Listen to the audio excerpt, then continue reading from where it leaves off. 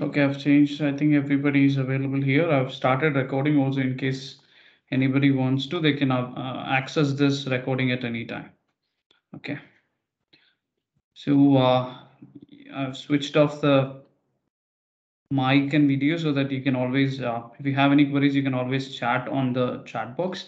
See, I'm not going to take a lot of time. It's just few content that I just wanted to give you a brush up on. Few things have already been discussed in classes. The chances of you getting questions in all of these amendments is not very high. Few of the amendments are not very important, but they have given all that theoretical content onto the notes. So what I'm going to first do is that I'm going to give you the amendment notes, which is already there in the website ICAI, whatever notes they have given. The same notes I'm going to give. But I've just highlighted the aspect that you have to read. Not everything is important. So whatever can be an examination kind of a content which you can read and understand, that alone I have highlighted. That you can look at when I'm discussing the content. So can somebody confirm if you're able to download? I think it's already there in your notes, whatever I would have given. But then it would have looked like big. Should I just read it or not read it? And all that could have been a question in your head. So also I would like to announce you that the day before your examination, I mean, not the day before, the day after your costing examination at night, we are doing a full length revision. Okay. So that will be there on the YouTube. So all of you are requested to attend that if you are having time. Okay. So that you get full length revision on all the topic. So might be helpful for some of you. Okay, so can somebody confirm that notes are available? I've just given you the same notes, nothing else.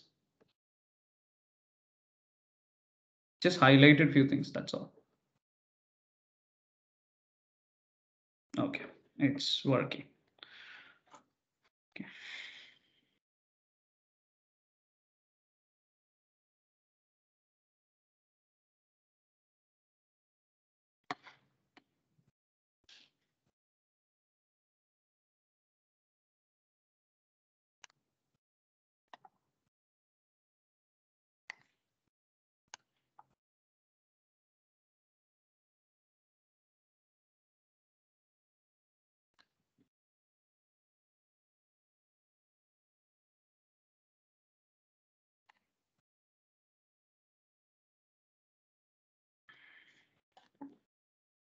Are you able to see the screen?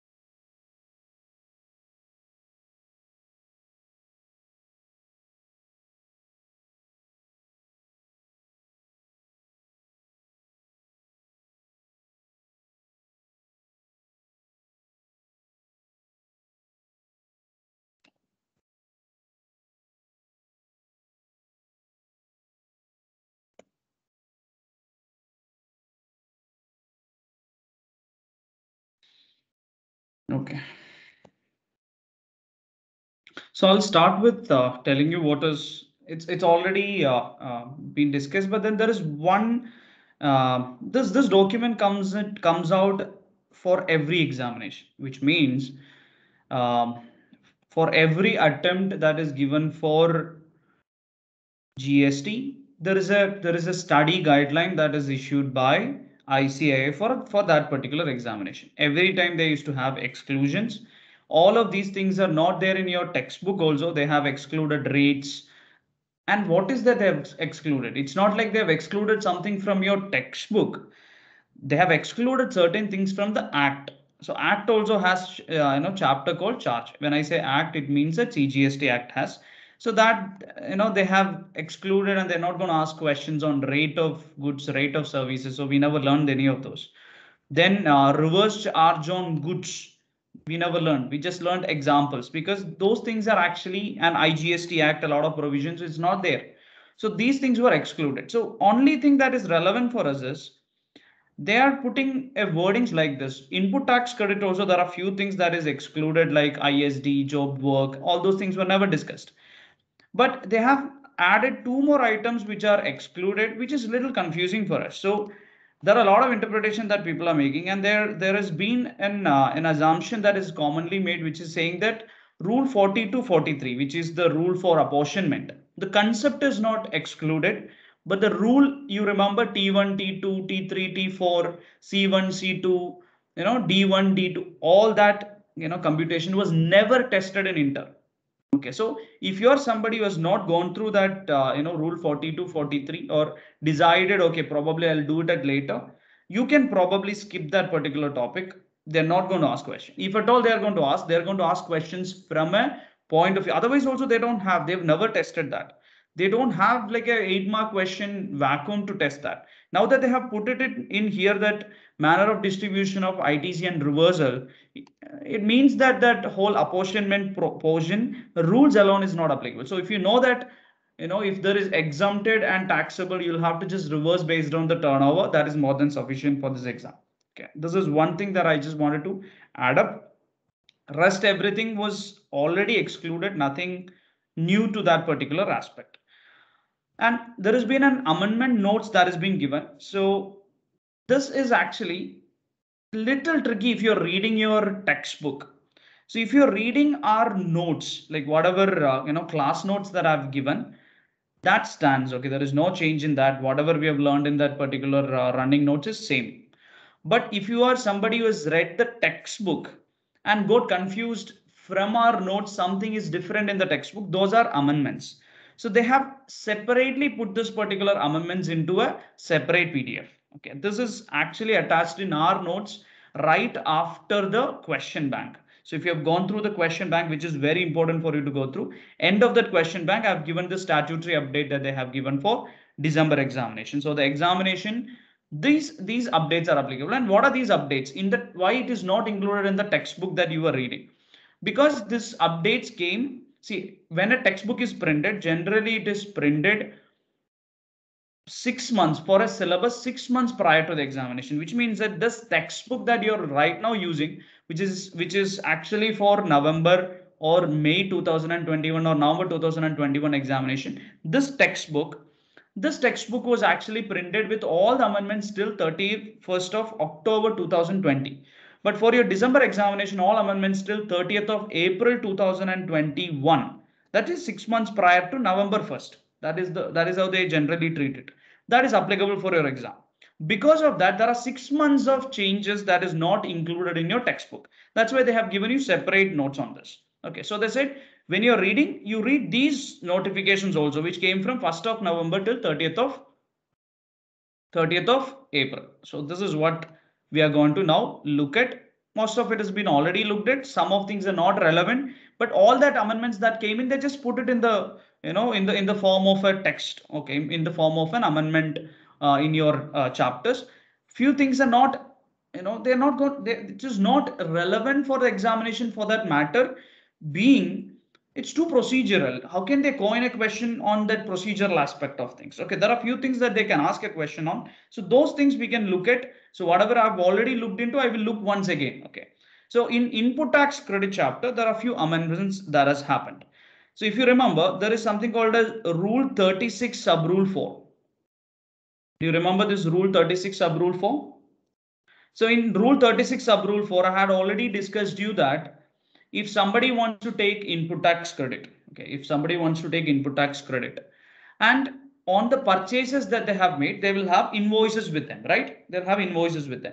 Now, can they immediately take the credit just because they have all the invoices? How many conditions were to be satisfied? Normally, as per section 16, how many conditions are to be satisfied? You remember those? In section 16, there are conditions to be satisfied for a taking. Okay, 4 conditions were there. I should be in possession of the invoice. I should receive goods or services. Tax should have been paid to the government, and I should be filing returns. Apart from this, when I purchase certain goods or services, I take inward supply of goods or services. I can take the credit only when that invoice is uploaded by the supplier from whom I have purchased. That fellow has to upload this particular invoice to the portal, then only I can take the credit. This is something that was there. Okay, this particular provision was already there. Only after that I will be able to take credit was the that was the provision that was applicable. Now this particular case, which says that if I want to take the credit, there's an additional condition to be satisfied. The supplier from whom I have purchased will have to upload the details in this GSTR1. Now, what if they don't upload the details? Will I be denied full credit, or can I still take some extra credit? I can take some extra credit. How much is that extra credit? They said 5% extra. It was 10%, and that has been amended. And for December examination, it is 5%. That is one change that we have. Okay. Instead of 10%, it is 5%. So I have already highlighted that particular topic. Let us go ahead and then look at that. ITC to be availed by a registered person in respect of invoices or debit notes, the details of which has not been furnished by the suppliers under section 37(1) in form GSTR1 or using invoice furnishing facility IFF. I'll tell you what is IFF very soon. Cannot exceed 5% of eligible credit available in respect of invoices or debit notes, the details of which has been furnished by the supplier under section 37(1) in form GSTR1 or using IFF. So the whole problem for reading the textbook is that it will look very complicated when you read it. Okay, nothing is there. They're saying that how do you make a sentence for the examination? You would say that for all the invoices reflected in GSTR1, you can take 100% credit. For those invoices not reflected, you can take additional 5% credit. Now, let me give you an example and then try to understand this. If I have 100 invoices, 80 invoices are reflected in the GSTR1, and in that 80 invoices, if the value of GST is 60 lakh, for balance 20 invoices, it is not reflected. So can I take the credit of that? The answer is yes, you can take the credit of that. Okay, so 20 invoices is not reflected, you cannot take the credit of that particular 20 invoices. But am I denying full credit? No, you can take additional 5% from what? From 60 lakhs, which is already reflected, you can take additional 5%. This is the provision that you have. Are you guys understanding this? Earlier also it was there, it was 10%, now reduced to 5% extra credit. So we had already done a question on if you refer to our class notes, you would see a question. But in your textbook, this is something that you have to be careful. In your textbook, what is the percentage you will find? 10%. But for this exam, it is 5%. Okay, this is the first change. The second change is something which is can be tested in the exam. I cannot say it won't be, but then this is not something that I have discussed during the classes, but I can discuss now. Okay. Restriction on use of amount available in electronic credit ledger. Rule 686B. This is a new rule that has been introduced. Okay, let's look at what it is saying. It is with effect from, it is in that 6 months time. It is with effect from 1st of January 2021. A new rule, I'm reading from the screen, you will have to read it with me. A new rule 86B has been inserted in CGST rules to restrict the amount available in electronic credit ledger, which a registered person can use to discharge his output tax liability to 99% of such tax liability in case where the value of taxable supply other than exempt supply in a month exceeds 50 lakhs. This is first of all only applicable to those guys who are having more than 50 lakhs monthly turnover. What turnover? Taxable supply. So if your taxable turnover in a month exceeds 50 lakhs, they are saying that generally what happens is this is a complete unfair provision. When this came in, no, we used to have a lot of discussion on how fair it is. What is that they're saying? Suppose I have my turnover is 1 crore and 18% is my output taxes. So how much will be my output tax liability?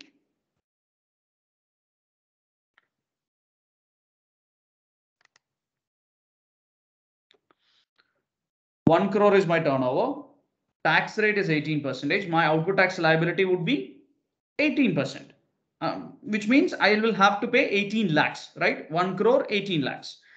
Now, generally, suppose I have a credit. I have purchased a lot of capital goods and I have enough credit available with me. What will I do with this credit? Say I have 50 lakhs credit available. What will I do? Will I pay taxes or will I utilize the credit? I will utilize the credit. Okay. I will not pay any taxes. Excess credit will be carried forward to the next month. This is what generally I'll do. But because government has a lot of people generally enjoying the credit, government decided that for those fellows who are really having a very high turnover and having lots of credit accumulated, I want to point them and then say that, see, I will make you pay some amount. What is that they're saying? That they're saying you can utilize ITC, there is no problem, but you can utilize only up to 99% of tax liability, which means 1% you pay in cash. Even though you have credit, you pay in cash.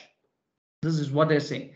Is it fair? It's not fair. I have credit. Why should I pay in cash? But this is the provision. So this is something that they have additionally said. So how this can be tested in the exam? If they want to test this provision, they'll give you a separate question on this.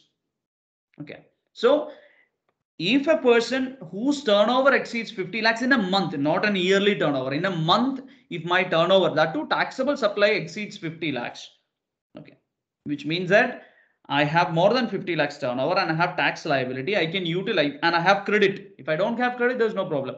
If I have credit, I can utilize credit only up to 99% of my liability. 1% you pay. This is what they're saying. Now let's look at an example that is given in the ICA textbook itself and then try to understand it. Now what is that they are trying to do here? They are trying to say that, see, somebody enjoying credit for a very long time, you start paying here. Don't always create some purchases and then enjoy the credit for a very long time. Now let's take an example and let's look at what it says in that example. The total value of interstate supply of Raman and Sons for the month of February is 100 lakhs. The said supply is taxable at 18%, which means how much will be the tax liability? 100 lakhs is 1 crore. 18 lakhs will be the tax liability. I have 20 lakhs of IGST in my credit book. But can I take 20 lakhs of credit? No. They said your credit will be, because your February turnover is 100 lakhs, which is more than 50 lakhs, you can take only 99% credit. So out of 18 lakhs, I can take 99% credit, which means 1% of 18 lakhs has to be paid in cash. So how much amount will have to be paid in cash?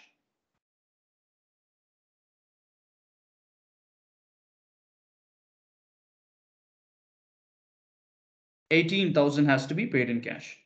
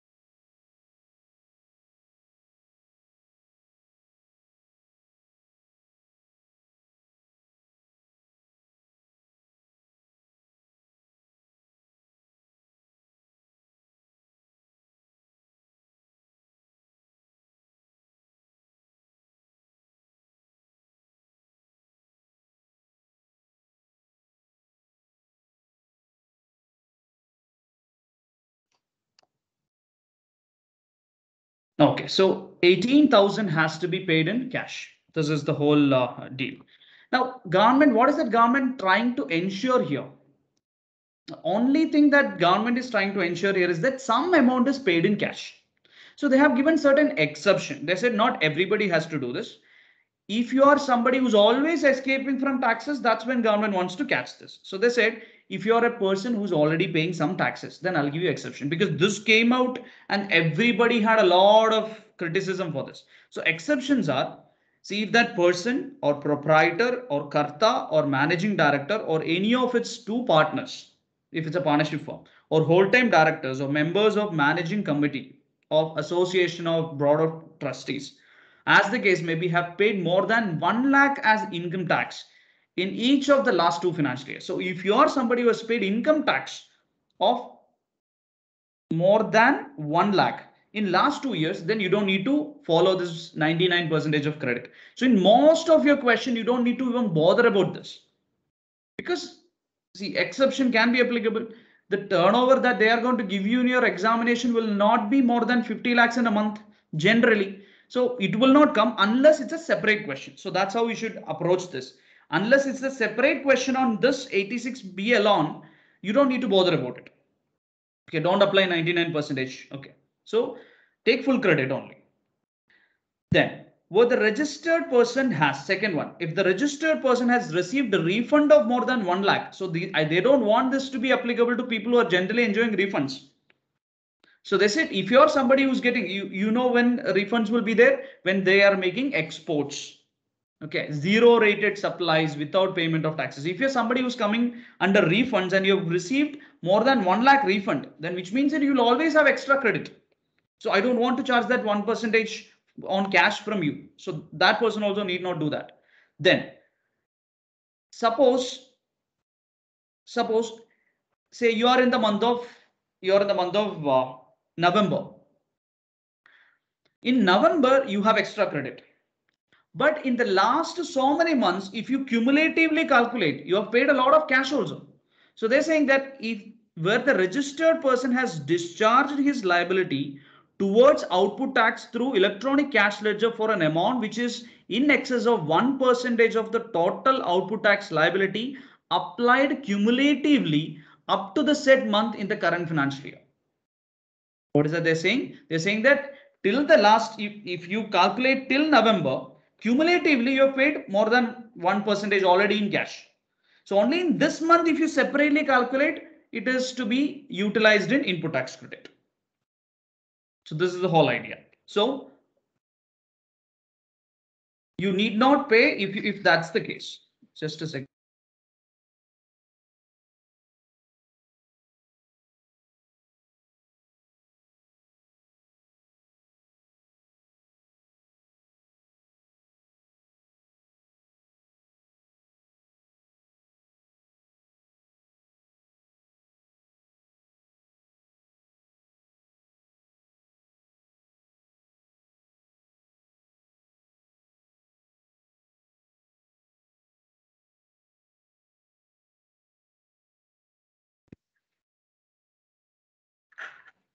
Sorry, guys.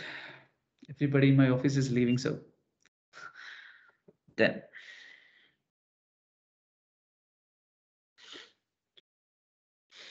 Okay, then they're saying that this is applicable. This is not applicable for following person. I meant this for outsiders, not for government departments, PSUs, local authority, and statutory body. Those guys you enjoy the credit, because I don't want to bother my own departments for this. Okay, this is the another amendment that they had. Again, remember in your head that this will be applicable as a separate question in your examination. Don't apply this. Okay, so don't club this. But that 5% provision, that can be even tested inside a question. Okay, they would say that, okay, out of all of this, there is something else that you're not going to get as a credit because it is not reflected in GSTR1. That kind of discussion can come. Now, in registration, amendments are already discussed in the classroom, but for the sake of discussing it separately, I'm going to discuss few additional amendments now also. See, now Aadhaar authentication is made mandatory. So when you take a GST registration, okay, you know that GST registration has a process. When you take a GST registration, you will have to get yourself Aadhaar authenticated. Now, if Aadhaar authentication is not happening, then GST registration will be available only after physical verification, which needs to be done within 30 days. This is the one. So, and generally also, if it is Aadhaar authenticated, then the deemed registration provision is also changed. So these things have been already discussed, but we can go one by one. So first of all, point number one that you should remember for the examination, when somebody is taking GST registration, Aadhaar authentication is mandatory.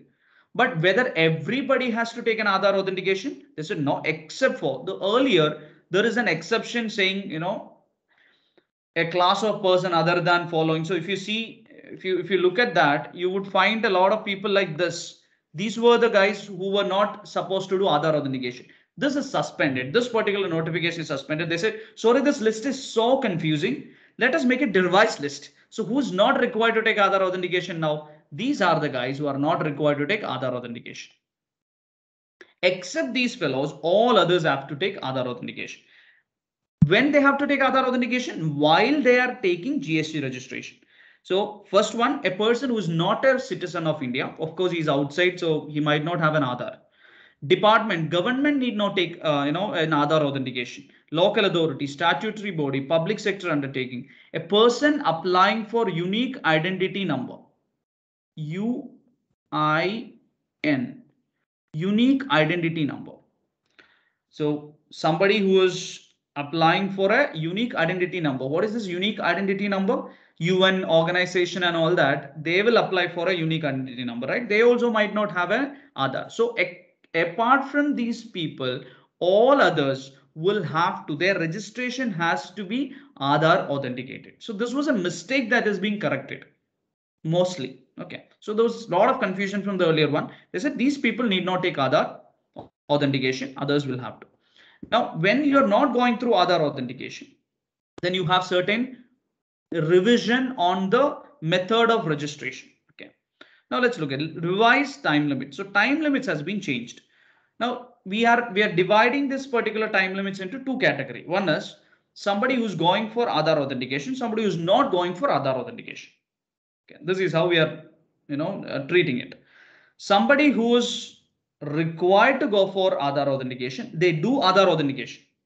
Okay, this is a very small process. No, they'll have to just give their Aadhaar number, get an OTP. It is verified. Normally, when you're applying for GST registration, Aadhaar authentication is an easy thing. They have done Aadhaar authentication. They have made up. If Aadhaar authentication is done, which will be the date on which they'll consider as date of application? Anybody remember that?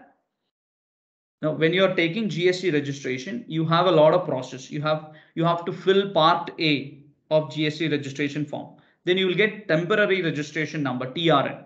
Then this TRN, once you generate, you will have to go fill all the forms. Okay, you will have to fill all the forms. When you fill all the forms, after that you will get something called as ARN. So before that, you will have to do an Aadhaar authentication. So at which point you will be considered to be applied for GST registration. They say when you're authenticating Aadhaar, that's when you have applied for GST registration. So your application date will be the date on which you are authenticating Aadhaar. Okay, that is the last event that you're doing. So that date is the date on which you have applied for registration. From that date, how many days the government will take to give you GST registration? The earlier they were going to take 3 days. Government was taking 3 days. Now they said no, they'll have to do a little more verification because a lot of fake registration happened in GST. So they said we are going to give them 7 working days. So how many working days will be given to the GST officer to process the application? 7 working days. Okay. So 7 working days. This is the case of Aadhaar authentication or no Aadhaar authentication. This is the case where Aadhaar authentication has done. Okay. So normal time limit. Okay.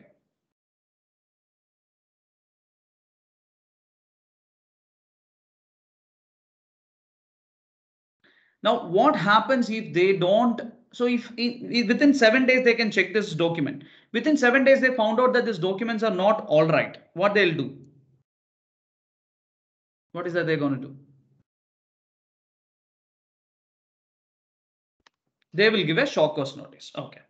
Now, how many days the show cause notice has to be replied to? Always when they get a notice asking for details, they have to reply within 7 days. There is no change on that. But normally when somebody is applying for registration, normally 3 days is the time that they will reply. Now government says that to reply for the first time, not 15 days, Hana. It's always 7 days. Short course notice reply is always 7 days. Yeah. Now first reply or approval is to be done within 7 days. Earlier it was 3 days, that has been changed to 7 days. Now when you look at Aadhaar authenticated cases, from the application within 7 days, they'll first give a short course notice or they'll give approval. If short course notice within 7 days, they'll reply. Okay. Then within next 7 days, they'll approve again or they reject. Only one short course notice. Now, what if the government do not approve within 7 days, 7 working days? If they don't approve within 7 working days, what happens? I applied for a GST registration, Aadhaar authenticated, but I don't get the approval within 7 days. Then it is deemed to be approved. This is the provision. Okay.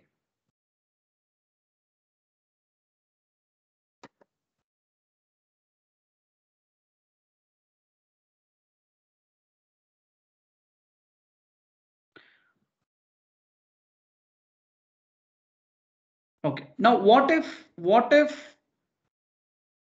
Aadhaar authentication was not done?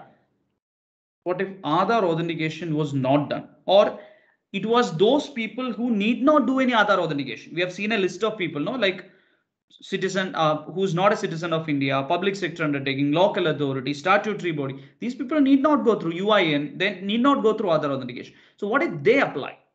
See, if the officer feels that it needs to be physically verified, now in Kerala and all that, every registration is getting physically verified. Now, they have to physically go and verify if that particular place is there or not. If that is physically verified, then within how many days they have to finish this process of physical verification and then give the registration. How many days they can take? Normally, if Aadhaar authentication is done, they can take 7 days. If Aadhaar authentication is not done, they'll have to go for physical verification, which means that they need to be given little more time. Officer needs to be given little more time. So officer can either issue short course notice or reject the either issue short course notice or approve the registration within 30 days. So that 7 days is getting changed to 30 days here. Are you understanding? So earlier this was 21 days, that is now changed to 30 days. So the final standing is this, where physical verification is required because of Aadhaar authentication is not done, the officer will take 30 days to process that, or process and then approve, or process and issue a short course notice. Where it is Aadhaar authenticated, they will take 7 days to issue a short course notice. Now, after the short course notice, within how many days they have to reply? Within 7 working days, they have to reply. This is always common. Okay, this is something that already been discussed, but then I'm discussing it once again.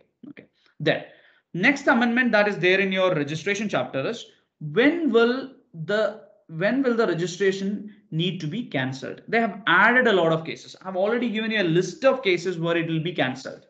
If you remember, it will be cancelled for contravention of provision, fake invoicing. We have the cases of anti-profiteering, not conducting business from the place where they have registered, not submitting returns, for a consecutive, 6 tax periods. They have not, 3 tax periods, and they have not commenced business within 6 months. Fraudulent registration. Now, what they have done is that they've added few more cases, and they said, see, in 3 more cases,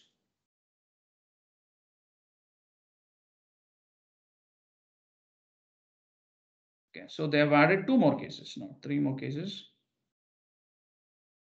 It's actually 3, but then yeah, I can club 2 cases into 1 bucket and 1 case. So they're saying that I can cancel your registration for multiple reasons. I'm adding 2 more reasons to it. What is first reason? You're violating 86B. What is 86B? I just told you what is 86B. Can anybody remember and tell me what is 86B?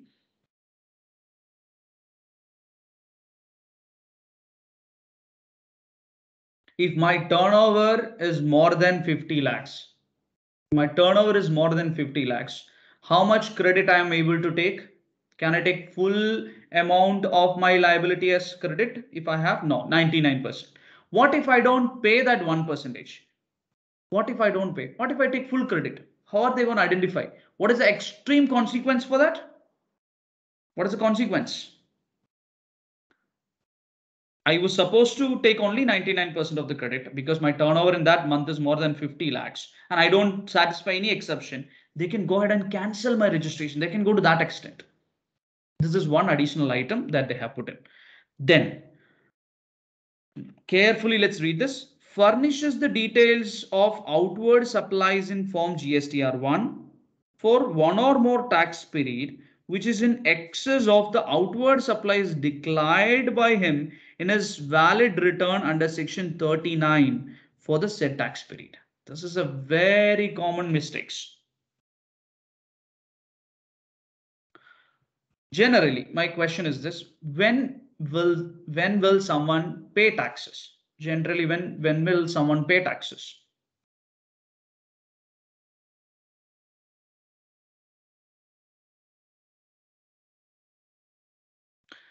They will pay together with GSTR 3B, which means that unless they have gone for this new return scheme and all, the 20th of next month is when they'll pay the taxes. Correct. Together with 3B. So what generally people do is that they will, and for your information, if your customer wants to take credit, if you have made a B2B supply, what is B2B supply? You're a registered person, your customer is also a registered person. So when you make a supply to your customer wants to take input tax credit. Now, if your customer wants to take input tax credit, what is that you should have done? Whatever invoices you have given to the customer, you should upload it in which return?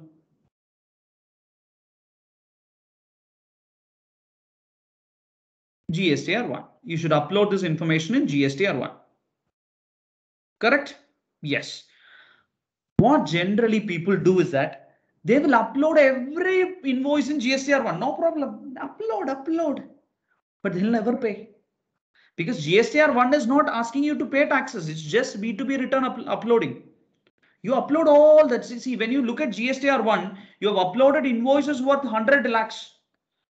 So which means you are liable for taxes. Say, suppose you are liable for taxes of 18 lakhs. But in GSTR1, you said your turnover is only 10 lakhs.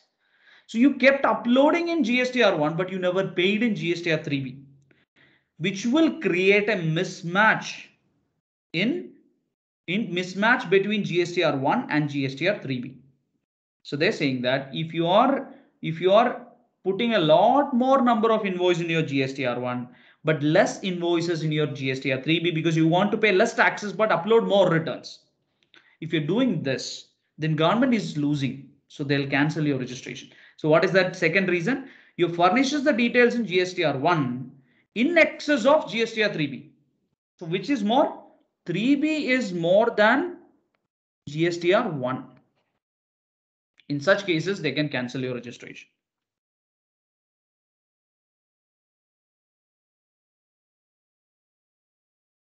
Is it clear? Can I have a yes?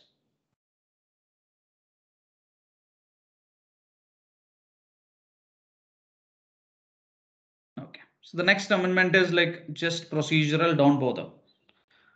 Let's go to invoice wala amendment. In invoice chapter, you had one amendment in e-invoicing. This can be tested because e-invoicing is there in your textbook from last exam onwards. Okay, it is there from last examination onwards. Because of that, if they want, they can coin a question on e-invoicing. They can always do that. What is e-invoicing is you don't, again, your textbook on e-invoicing will go into pages and pages because what ICA has done a mistake is that ICA has done the same textbook for final and then put it for inter also. They should have made a summary notebook for inter and then put only that. Okay, so e-invoicing is one example wherein they put everything. They have not, and they cannot ask that many questions because they don't have that many marks examination for inter, right? So e-invoicing, you need to know only basics. So first of all, I'll tell you what is e-invoicing. Okay, so the best thing for us to do is to go to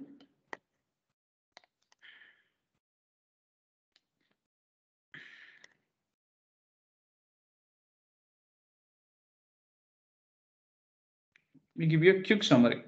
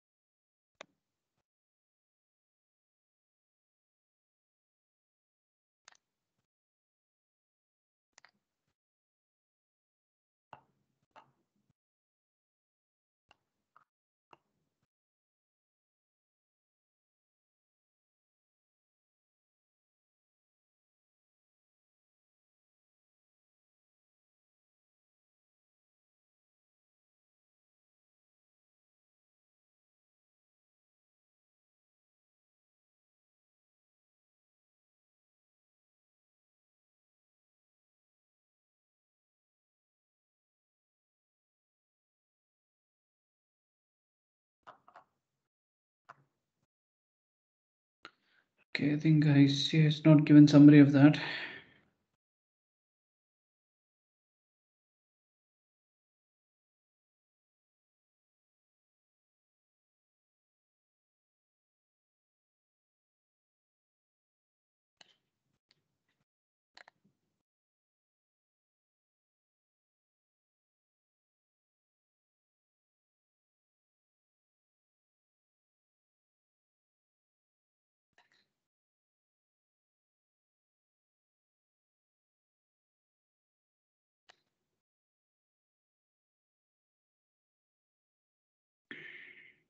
See, earlier they had initially thought the major problem practically, these are all real practical cases, okay, invoicing and all that, not on a very much of a theoretical understanding.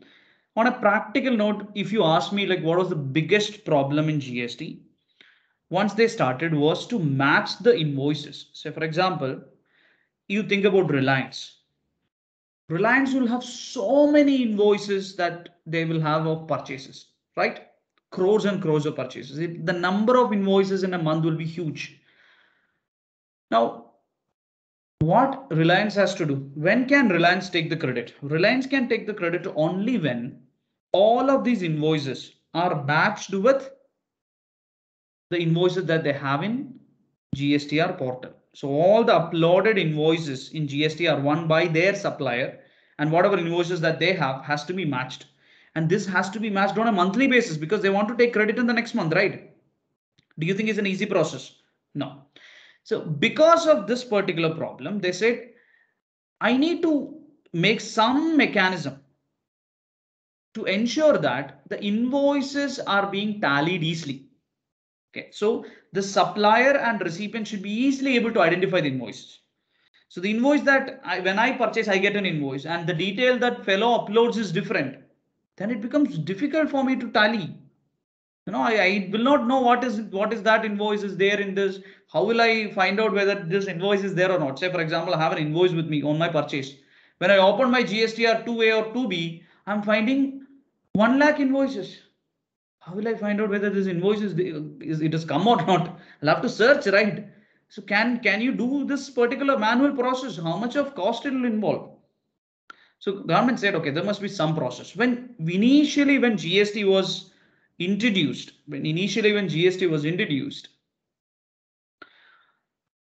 first plan of GST department, I'll tell you what was it. Okay. So the first plan of GST department was that in GST, what we will do is we will go ahead and then create, okay, we will go ahead and then create a portal wherein everybody will come to this portal and generate an invoice. For them to get an invoice, they'll come to this portal. But think about it. In India, everybody tried to generate an invoice from a portal. Will that website work? Government websites will not work otherwise also. When you need on the last day of your return filing, your portal is not otherwise also not working. So how can you expect these things to work? So government said, no, that plan is not going to be applicable. Then they said, okay, what about the bigger companies? Can we ask them to at least come and then take a token, then go back so that they can match this token so they can avoid these fake invoices? So then this thought of e-invoicing came in. E-invoicing does not mean that they are creating invoice online. They will create invoice by using their billing software normally. Only thing, government has put in few additional checkpoints. Government said we will generate something called as invoice registration portal. So government has created a lot of website called as invoice registration portal. So what these bigger guys have to do, whenever they are making B2B invoices, they will have to go ahead and then visit this particular invoice registration portal and get a number. Okay, unique number will be generated called as invoice reference number, and they have to put this invoice reference number into all their invoices that is issued to a registered person. This is the understanding of e-invoices. Now earlier it was applicable only for people who are having more than 500 crores turnover in any of the year from the starting. So in 2017-18 onwards, from the time GST got introduced, when there onwards, if any of the year you have more than 500 crores turnover, this particular provision was applicable to you. What do you have to do? You don't need to do anything manually. Okay, your billing software will be connected to this invoice registration portal. So you will go ahead and then generate an invoice, because if the company has turnover 500 crores, they definitely have a billing software, right? They don't do the billing manually. So that billing software will automatically, it will be connected online. It will automatically go and generate a number from this portal, and then that will be printed in the invoices. So that is a unique number that is printed, which is uploaded in the portal, which is available with the government. So which means that the invoice tracking will be easy. This is enough for your understanding. Nothing more than this. Okay. Now what is the amendment? So they said with effect from 1st of October 2020. Okay, this was already there. What was the provision? Everybody whose turnover is greater than 500 crores, they were supposed to mandatorily issue invoices or all B2B invoices.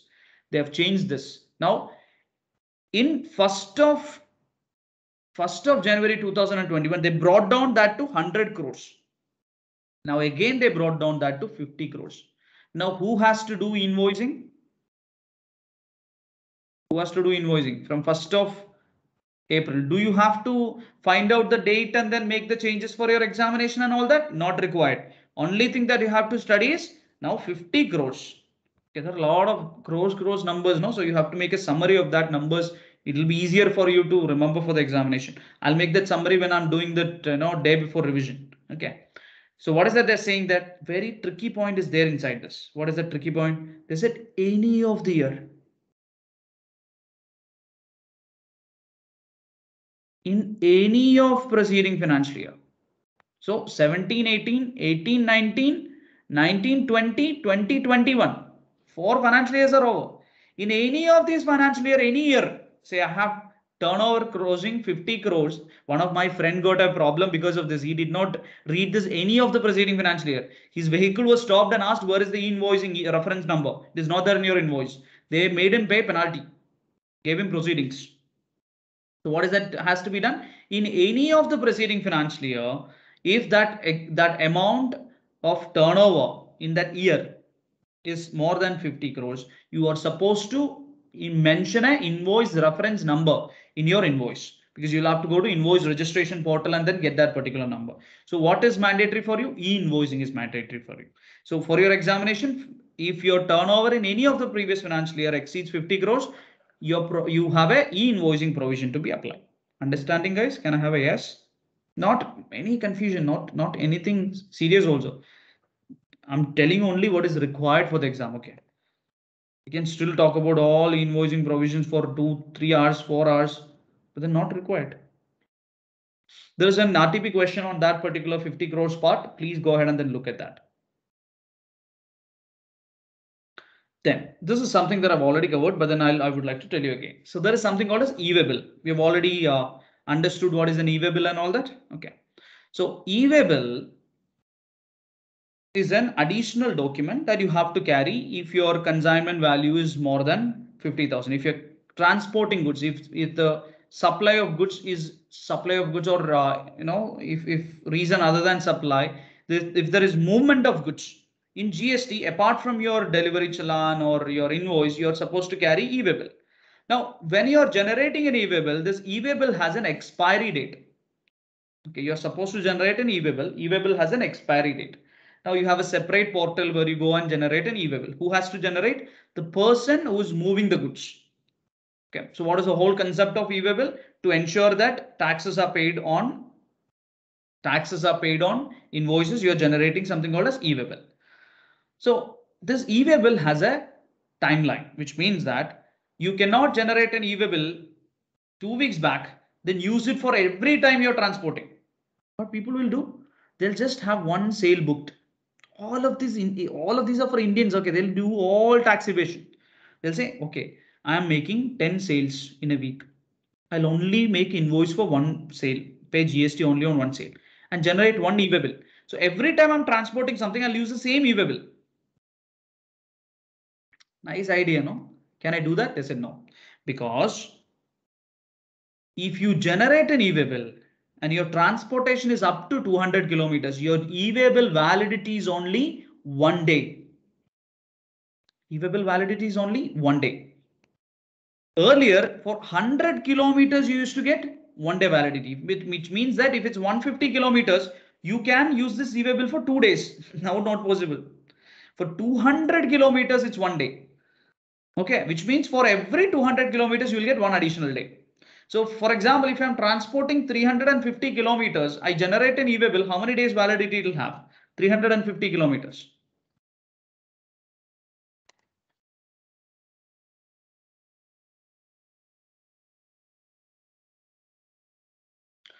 Say 350 kilometers.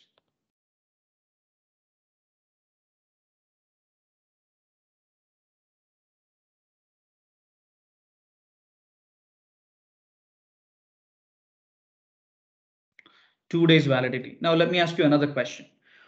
Today is 1st of December. Now 1st December, okay, 1st December at 9 p.m. I generate an e-waybill for 350 kilometers. When will this e-waybill expire? Can you tell me the date and time?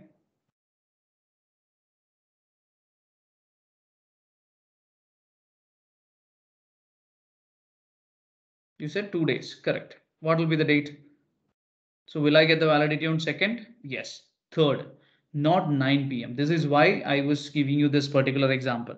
Your validity starts from the midnight.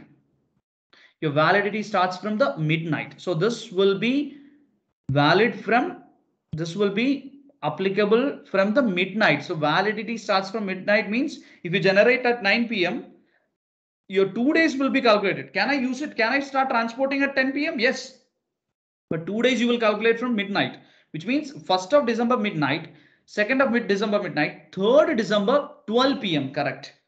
Not 12 p.m., 12 a.m. So 12 p.m. is in the afternoon, right? So 12 a.m. So you can say that on the midnight of 3rd December to 4th December. There will be a midnight which will make 3rd December to 4th December. Not that midnight. It will be applicable till then. Okay. But then this is not, this 200 kilometers they have to travel in 1 day is applicable for normal cases. But if it is over-dimensional cargo or multi-modal shipment which is involving one leg having ship, what about that? What is multi-modal shipment? I have more than one mode of transport being used. Out of that, one transporter's ship.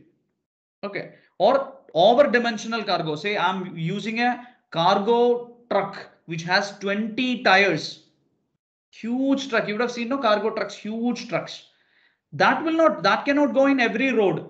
Okay, that needs to be gone only in certain roads, only outskirts. That will not reach 200 kilometers in a day.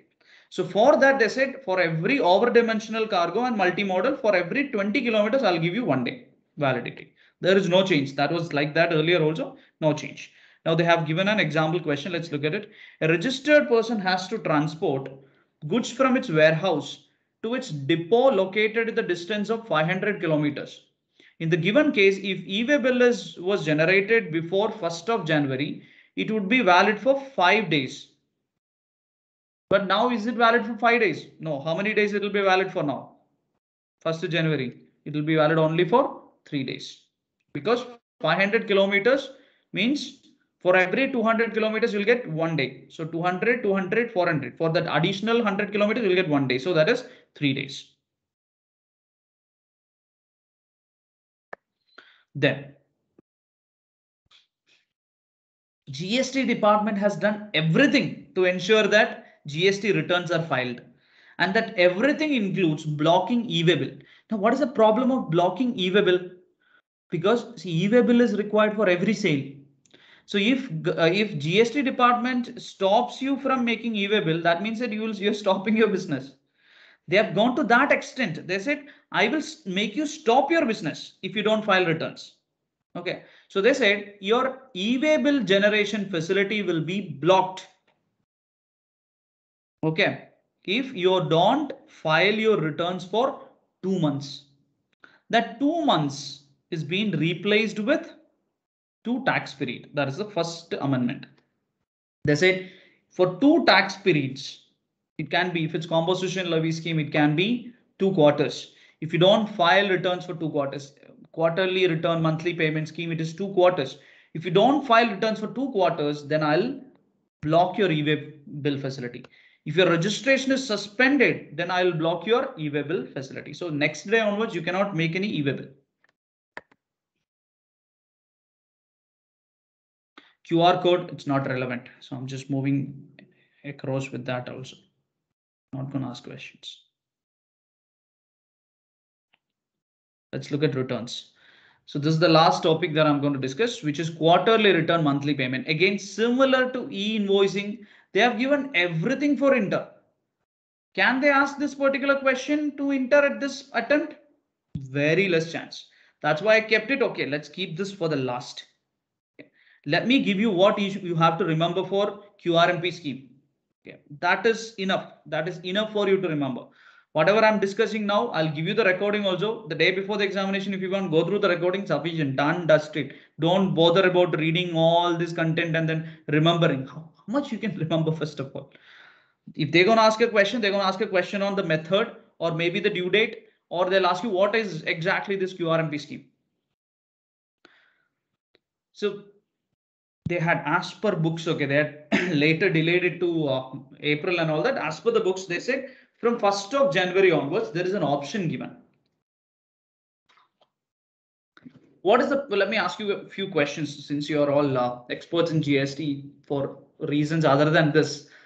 Let me ask you this question. So what is the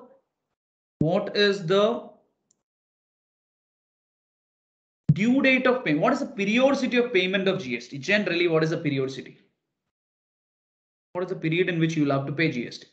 There is no change in this. Okay, fundamental remains the same, and it has to be strong. That's why I'm asking you this question. Generally, it has to be paid on monthly basis. Is there anybody who has the option to pay taxes on quarterly basis?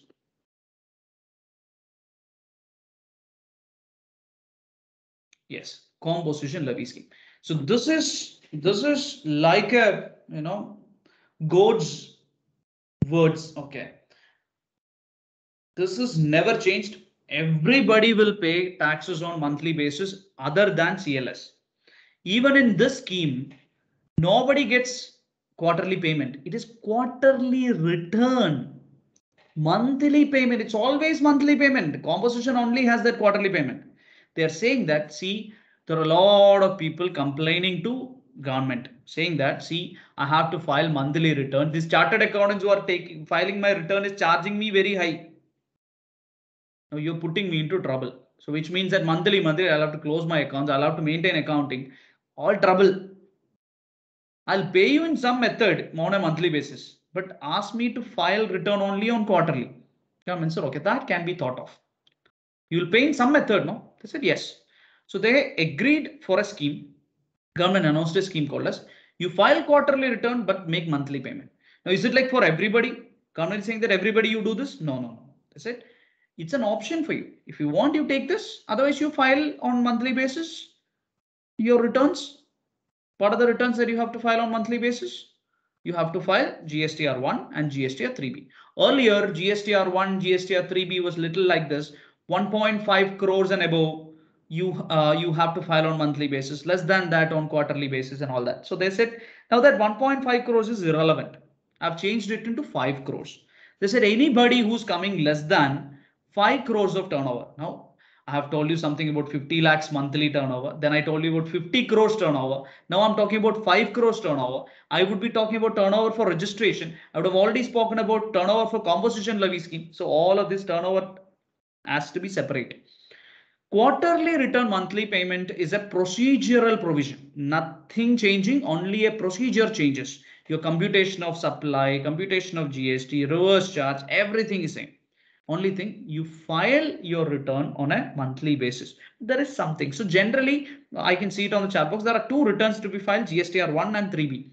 Which one needs to be submitted on a monthly basis or which one needs to be submitted on a quarterly basis? They said you file all the returns on quarterly basis, which means if you're opting for QRMP, all your returns, which are the returns you generally have, GSTR1 and GSTR3B, you can file this return on a quarterly basis. So generally 3B is filed on monthly, but then if you are opting for this, you can file your 3B on a quarterly basis. If you're opting for this quarterly return, again, it's changing. If I'm opting for QRMP scheme, I'll file GSTR1 and GSTR3B only on quarterly basis. That's why I'm calling it as quarterly return, no monthly return. But payment has to be made on monthly basis. Then how do you pay? There is a method. So first of all, who can take this? Who can take this? Eligibility. So this if you read it's sufficient. Okay. Eligibility. Taxpayers having aggregate turnover up to 5 crores in the previous financial year. If your last year turnover is less than or equal to 5 crores, you are eligible for this. But you have to opt for this. Okay. When can I opt for this?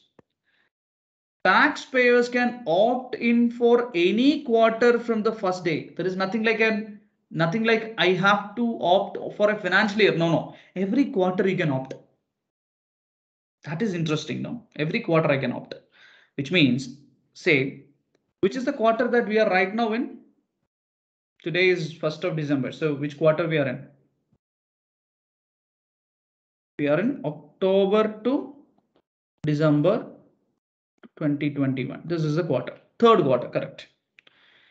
Now, if I wanted to opt for quarterly return monthly payment for this quarter, Q3 Okay, if I wanted to opt for quarterly return monthly payment for this Q3, when I should have opted is the question. They said you can opt for this for any quarter from first day of the second month of the preceding quarter. Preceding quarter is what? Q2. What is Q2? July to September 2021, right?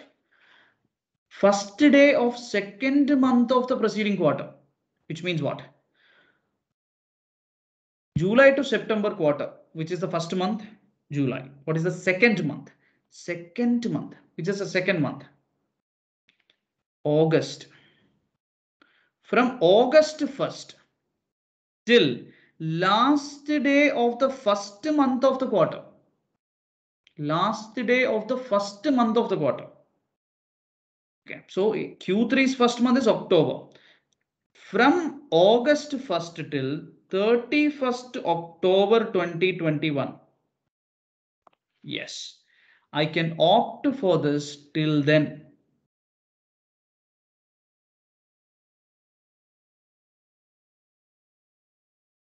Are you guys understanding this? So when can I opt for this? From August 1st till 31st October 2021, I can opt for this quarterly return monthly payment for which quarter? For Q3. Are you guys understanding? Can I have a yes? Now you tell me, if I wanted to opt for quarterly return, I have not opted for it yet. So if I wanted to opt for that for Q4, from what date to what date I can opt? Q4 I want to. Q4 in 2021-22, which means that is from Q4 in this financial year is what? January to March next year. If I want to opt for quarterly return monthly payment for that, I have to opt from November 1 to January 31st. Correct. Okay. In this period, I can opt. Understanding? Okay. So there is no need to opt for the entire financial year, but you can opt for that particular period. And say, for example, I've opted for this Q3. Should I again opt for? I've opted for Q3. Should I again opt for Q4? No. Once you opt, it will continue unless you opt out. Okay, it's like composition levy scheme for every quarter, but composition levy scheme in quarterly basis it is. Every quarter you can opt out or opt in. That option is given to you, but then there is a period for that. Okay. Now there is a criteria for that. You should have, if you want the scheme, you must have furnished the last return as on the date of exercising such option. So you should be filing the last return. So you should be filing all the returns till. You cannot file just one return and then not file the previous return. No. So you should have filed all the returns. You are a clean guy who has filed all the return. Then only you can opt for this. Okay. See, do you have to opt for every quarter again and again? No. Taxpayers are not required to exercise their option every quarter. They shall furnish unless they revise the said option. Unless they move out, they can always, use this particular option. If they want to move out, they have to move out during this particular period. Okay. Now I have already told you about quarterly return. Okay. So what is the option? What is the benefit? If you opt for this, they can furnish GSTR 1 and GSTR 3B on a quarterly basis.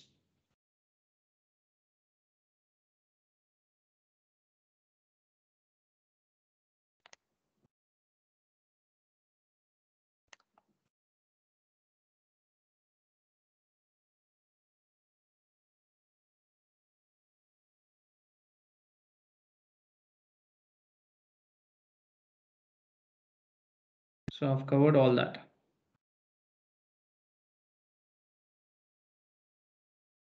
Now, what if I have opted for this and I'm in QRMP scheme? Suppose my turnover exceeds 5 crores in the Q3. Can I still continue this? What happens? Can I still? My turnover exceeds 5 crores in Q3. So in Q3 also you can file under QRMP. But in Q4, you will have to go to monthly filing. Are you guys understanding? So which means that which month onwards I should start filing monthly returns? In Q3, I have gone for my turnover exceeded 5 crores. Then which month I have to start filing monthly return?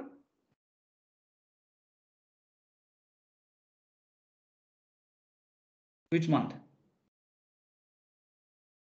Say in the month of November, my turnover, if I calculate from April to November, my turnover has exceeded 5 crores. From January, so that is what they're saying. In case where a registered person's aggregate turnover crosses 5 crores during a quarter in a financial year, he shall not be eligible for furnishing return on quarterly basis from first month of the succeeding quarter, which means January onwards, he will have to file monthly return.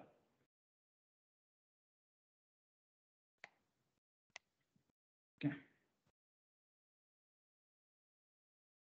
Now let's look at how do I make payment.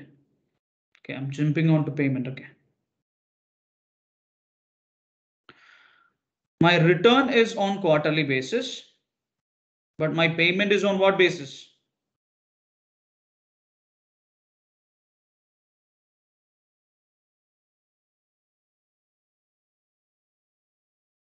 Monthly basis, correct.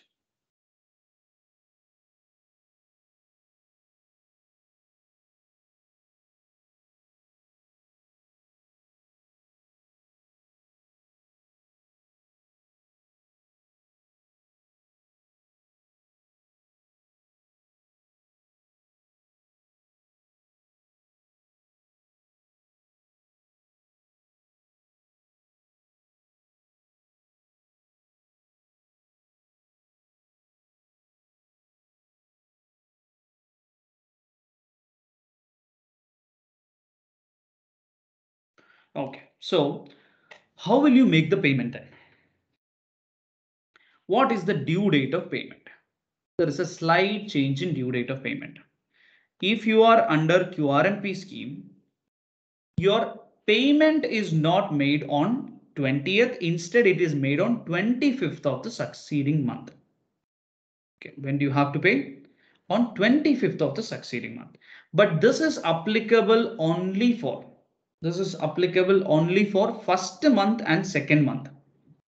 Okay, first month and second month. So whenever you are under QRMP scheme, what you can do is that you can separate your payment of first 2 months from the third month, because third month, what return you will file? April, May, June. In April, May, I don't file any return, but June, once I finish June, in July, I will have to anyway file 3B. So during the 3B, I will have to make the payment. That is okay. Okay. So I'll talk about the deadline for 3B and all that, but you have to understand if you are under QRMP scheme, first month and second month also, can you make quarterly payment or you have to make monthly payment? You have to make monthly payment. So if I'm under QRMP scheme, I still have to make payment for April and May. Which day? 25th of the succeeding month. Which means if I'm under QRMP for April month, I'll have to make payment on or before 25th of May. For May month, 25th of June. This has to be done. Now, but I don't do any returns. How will I compute? They said, I'll give you two methods to compute. One is fixed sum method. Second one is self-assessment method. First, I'll talk about self-assessment method. Self-assessment method is normal. Do you remember how do we calculate net GST payable? Yes, how? Outward tax liability minus input tax credit, net GST payable. This is how I compute net GST generally. So they're saying that no returns, but you compute this and then pay the net GST. So your problem is solved. This is called a self-assessment method. Now then taxpayers are asking question, if I have to do that computation, what is the use of this? If I want to do that computation, I have to do all the computation of tax liability, credit, everything. So then it means that what is the whole point of asking me to file return on quarterly basis? If I do all the computation, I can file it on monthly basis itself, no? So there must be some other method, right? So they said if you are simple, if you wanted to do this computation at your end, you can always do self-assessment method. But I'm going to do an easier method for you. This is the actual benefit for you. What is it? They said you can pay a fixed sum. I'll not ask any question. What do you mean by fixed sum? They said I'll give you two options. If you have filed previous month return, say you're under QRMP, for Q3, first time. Till now, you're under monthly returns. You're under QRMP for the first time in Q3 2021. You're under Q3 on 2021 for the first time under QRMP. Then they're saying that if you're under QRMP for the first time in Q3, which means you from October 2021 onwards, you've moved to QRMP. Now you're opting for fixed sum. And you have filed the previous month return, which means September month return is filed. In September month, you have paid GST of 10,000 rupees. Now, if that's the case, in the first 2 months, that is October and November, that's my question, right? I don't have any problem for December because by the time it is December, I'll anyway compute. I have to file 3B. For first 2 months, that is October and November. They're saying simply pay whatever you have paid in September itself. What is understanding? If you have filed this particular return on monthly basis in September, we will not ask you any question. You pay the fixed sum of tax liability paid in cash for the return for the last month immediately preceding the quarter where return was furnished monthly. So if you have furnished return on monthly basis, then you pay that last month in the first month and second month. Problem solved. Fixed sum. What if I was under QRMP in last quarter also? In Q2 also I am under QRMP. So which means that I don't have a monthly sum. Then what will I do? What you do? Whatever you have paid for the quarter, but quarter means 3 months, no? I cannot ask him to pay 3 months GST on 1 month itself. So they said, let's take 35% of that. So they said, if you divide 3 months by 3, you will get 33.33, right? So they're saying, let us fix a sum of 35%. Are you guys understanding? This is what they have done. Okay, now let's look at two examples. Suppose, okay, there are two examples. Example number 1, you're under fixed sum. Okay, this is applicable for what month? First month and second month in a quarter. In case last return was filed on quarterly basis for the quarter ending March, then for April month, how much should I pay? In January to March 1 quarter, I have paid CGST 100, SGST 100, IGST 500, cess 50. You will pay 35% of that. So CGST 35, SGST 35, 500 into 35% is 175 IGST, cess 15 to 35% is 17.5. What if the return was furnished in March month alone? Monthly, it was monthly. If it was quarterly, 35%. If it is monthly, same amount you pay in April also. In March it is 50, 50, 80. April also you pay 50, 50, 80. April and May you will pay the same. Are you guys understanding? What about June? What do you have to do in June? Which method will be done for June? Fixed sum method or self-assessment? For June, you will have to anyway compute the whole GST net GST payable by the normal method and then pay that. Are you guys with me? Is it understandable, or do you want me to repeat this? This is the only crux of, this is the only thing that if they want to ask a big question, this is the only thing that they're going to ask. Even I don't expect them to ask a big question, but then yeah. Is it clear, or do you want me to give you an example again? So let me ask you this question. In Q3, I am opting for QRMP. In Q2, my GST was 1,50,000. Q2 quarterly payment I have done 1,50,000. So how much should I pay on October and November in fixed sum method?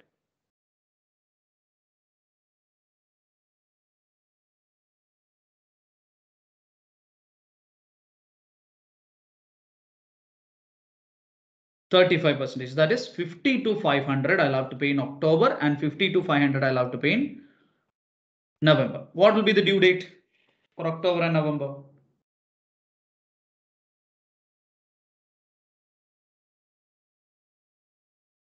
It will be 25th of November for October and 25th of December for November.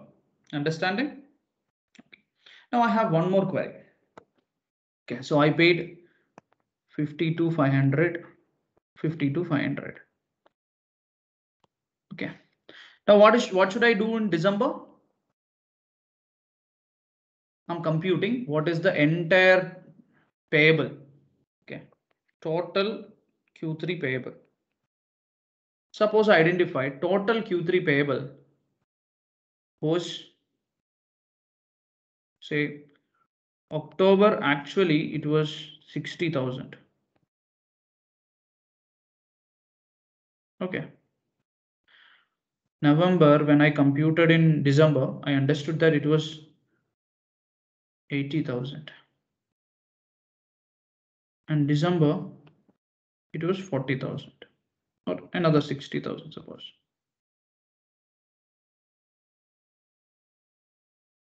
Suppose it was 60,000. So totally how much was payable in Q3?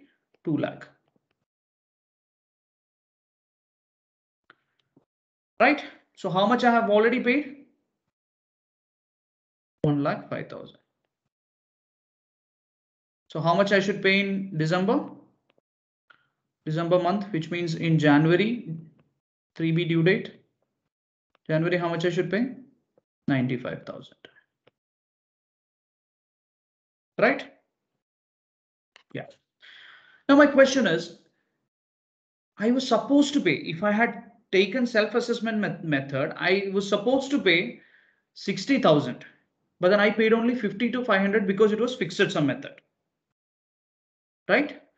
In November, I paid 50 to 500 again, but I was supposed to pay 80,000. So which means that in October, there is a shortage of 7,500. And in November, there is a shortage of 27,500. So should I pay interest on this? Should I pay interest on this?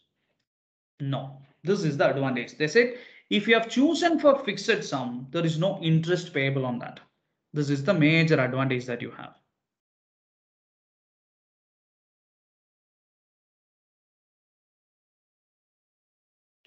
No interest would be payable in case tax due is paid in the first 2 months of the quarter by way of depositing the auto calculated fixed sum amount by the due date. If you have deposited by 25th the fixed sum amount, there is no interest that will be payable. Okay. It's a very simple understanding that is given. Now let's look at what about the last month. I have to file a 3B. What is the normal due date for 3B? What is the normal due date for 3B? 20th. But if you're under QRMP, your deadline for 3B is little different. So let's look at the deadline for 3B.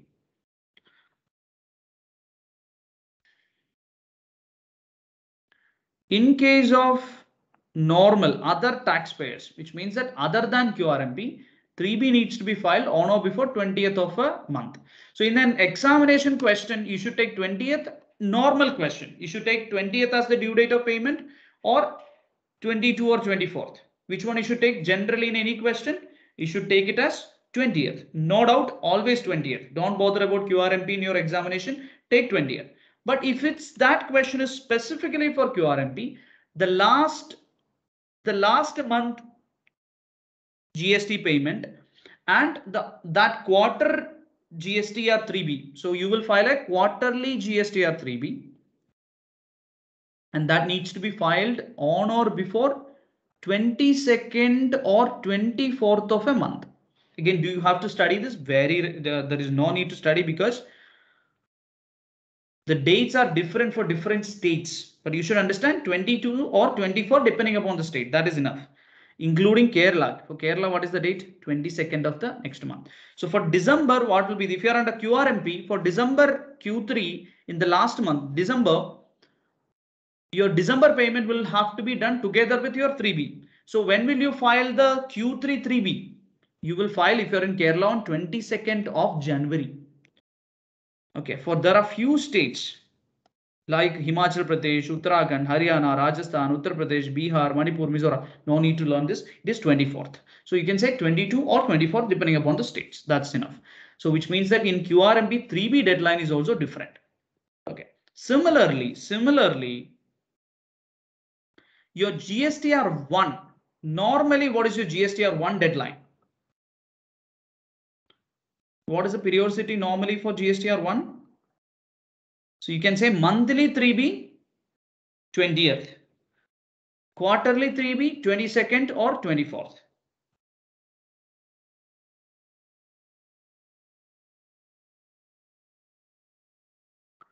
Okay, so there has been a change on GSTR1 deadline also.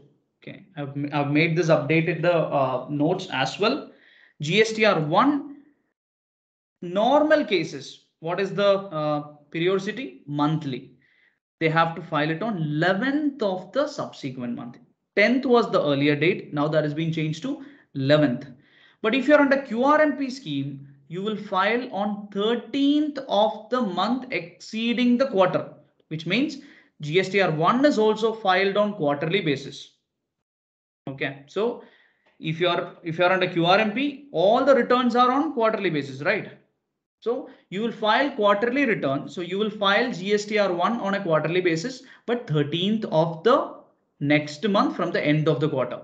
So if you are under QRMP, now let's take Q3 itself because we are right now under Q3, okay, quarter 3 of a year.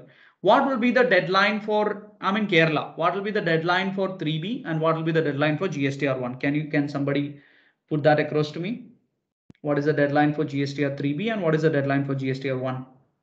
I'm under QRMP. GSTR 1 is 13th. 13th of which month? I'm specifically asking Q3. 13th Jan and 3B will be 22nd January. Correct. If I'm not under GSTR 3B, sorry, if I'm not under QRMP, what will be my deadline for December month? I'm not under QRMP. So what will be my deadline for December month? 11th of January for GSTR 1 and 20th of January for GSTR 3B. Correct.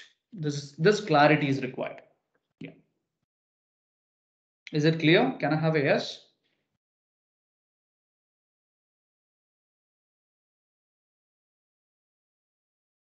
Okay. Next is.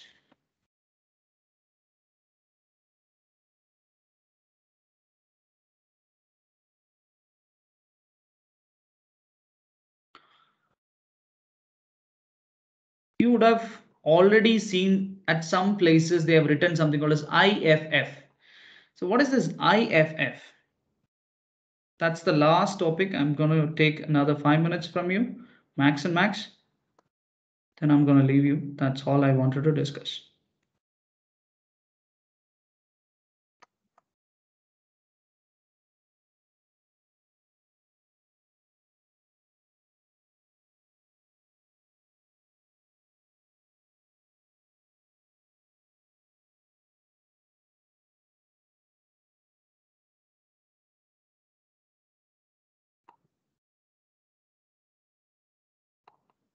What am I going to do for GSTR1?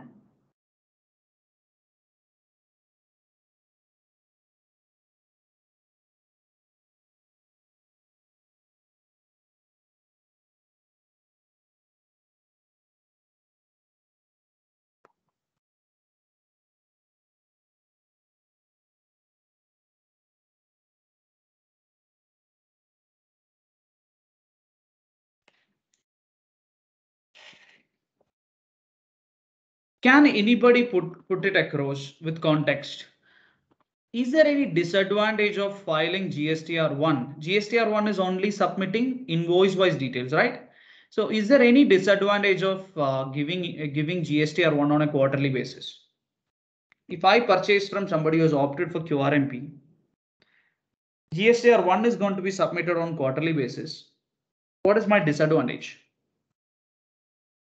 Rakil has given the correct answer, ITC, because if I purchase from somebody who's opted for QRMP, if he is going to submit this return, his invoice in GSTR1 at the end of the quarter, when can I take the credit? Only when he is uploading, I can take the credit, right? Yes or no? So I can take the credit only when he is uploading. So if it is not reflected in my 2B or 2A, I cannot take the credit. So if government is saying that, see, you opt for quarterly return, which means somebody is going to upload the details on quarterly basis. When the guy who's purchasing, when can he take the credit? What if he's a big fellow who's a lot of turnover and he wants to take credit on monthly basis? The government is making a wrong suggestion. You're saying you can take credit only when you're getting the invoices uploaded, and you're only telling somebody to file the return on quarterly basis. How that is correct? So government understands this. Government said, don't worry, I'm putting a additional facility.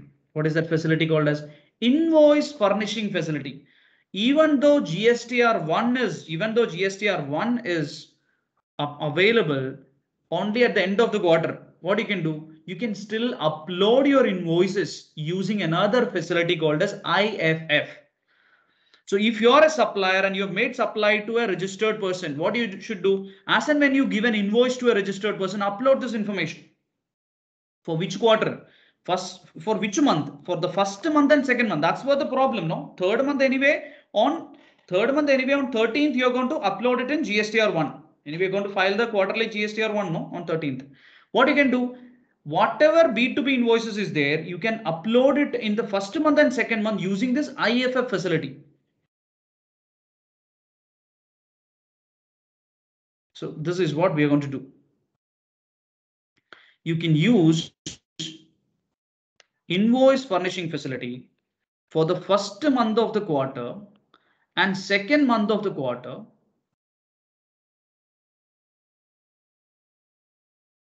up to a cumulative value of 50 lakhs in each of the month. Up to that much invoices, you can use this IFF facility. That will only be there, no? If you're having more than 50 lakhs, your turnover would exceed 5 crores and you would be out of it.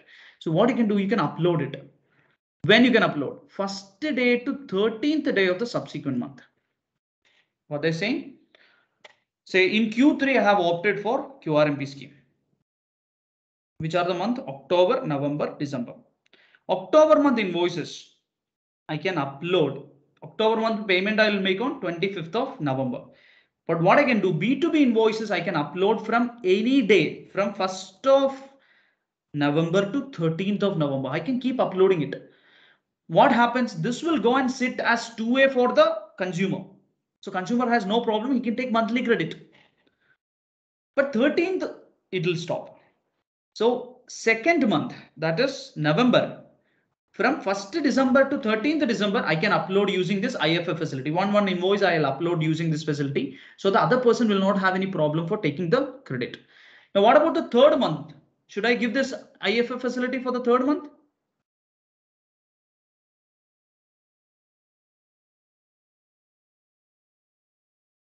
Not required, because till 13th of next month, they can file GSTR1. That is not required. So this monthly furnishing facility has to be given only till first month and second month. Third month anyway GSTR1 is there. So this is called as IFF facility. So wherever they are mentioning that you can take only credits available, they will now use the word you can take credit on all the purchases, provided that invoices uploaded in the other person's GSTR1, or it is uploaded using IFF. What is that I'm saying? Even if it is uploaded by using IFF, I can still take credit. So if you go and look at the first amendment that we have seen, there the wordings you would have seen and you would have confused. What is this IFF?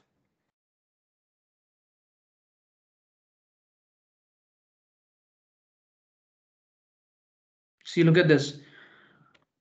you can take ITC only if it is uploaded in GSTR1 or using invoice furnishing facility. So whose case we are talking about? IFF. Whose case is this IFF? The QRMP fellows, if they have uploaded using IFF, can the consumer, if he is registered, can the consumer QRMP, it is quarterly return monthly payment, not BP. Okay, QRMP fellows. So can I take the credit if the QRMP supplier has uploaded using IFF in that month? Yes, I can take the credit.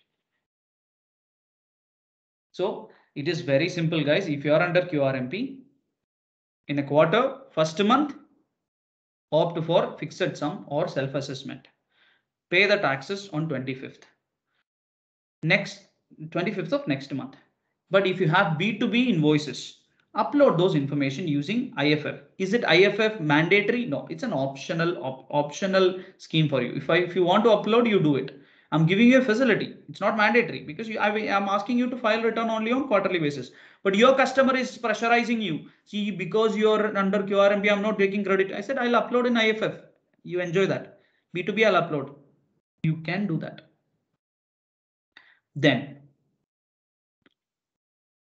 next month, second month, I'll pay the same amount I have paid in first month. No change, fixed sum method.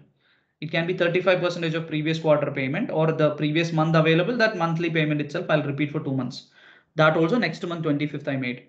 If I have B2B invoices, I will upload using IFF facility. Third month, once it is done, all the 3 months I'll recompute and then pay the differences. Whatever I've already paid, I'll reduce, balance I'll pay. When I'll pay together with my 3B on 22nd or 24th. And for all the quarters, whatever invoices are missed, I'll furnish my GSTR1 completed on which date? 13th of next month from the end of the quarter. Are you guys understanding this? Should I repeat? You can say repeat because I'm done with our discussion.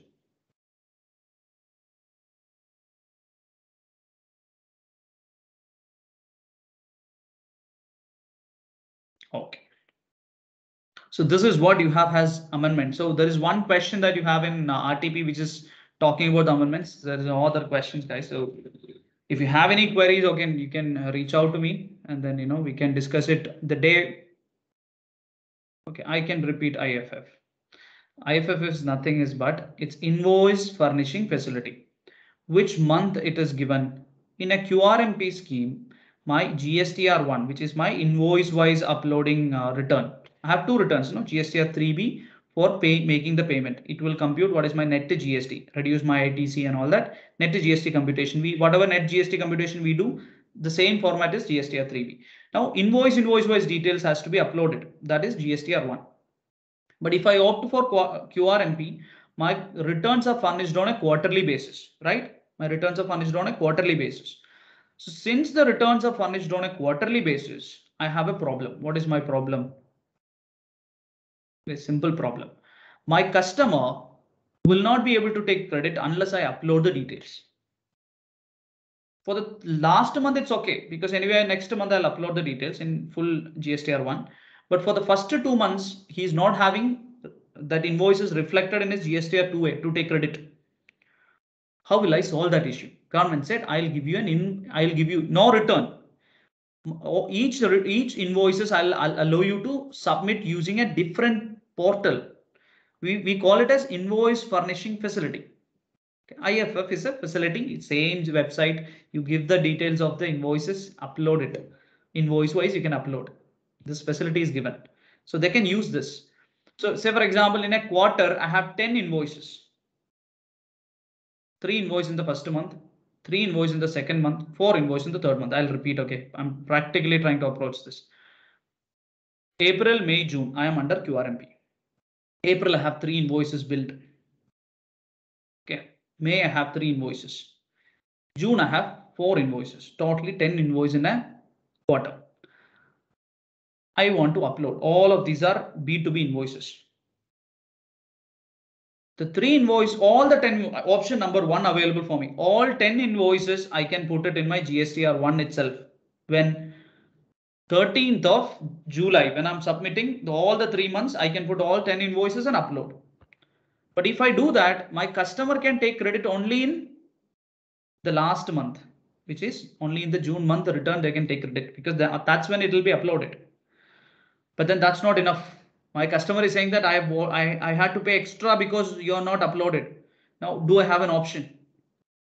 April month 3 invoices, I can use what facility? IFF facility. Upload it in May 1st to 13th. Any day I can upload this.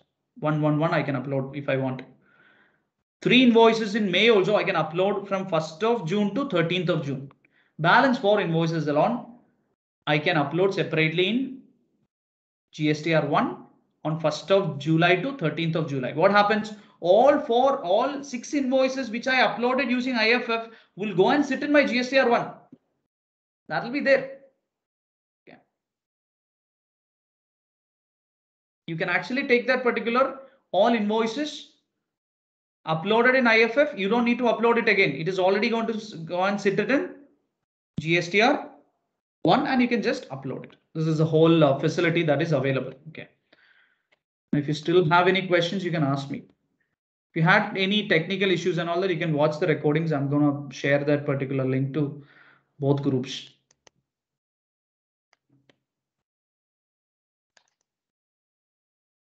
Is it clear now? Can I have a yes?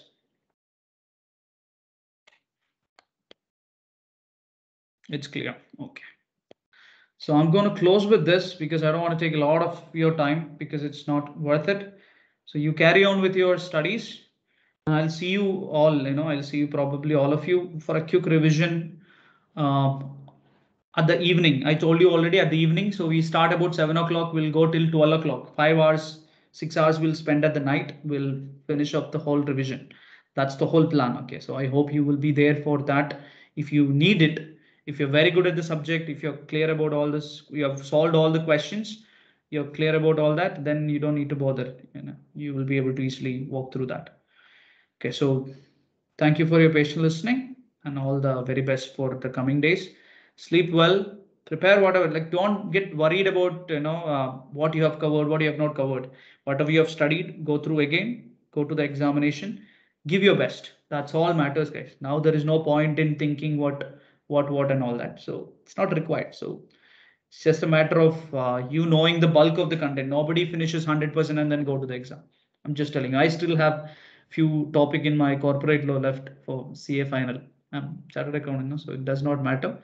So I wish you a good few days for the examination and all the very best. If you have any further assistance required, I'll see you right before our examination. Okay, so very good night to all of you.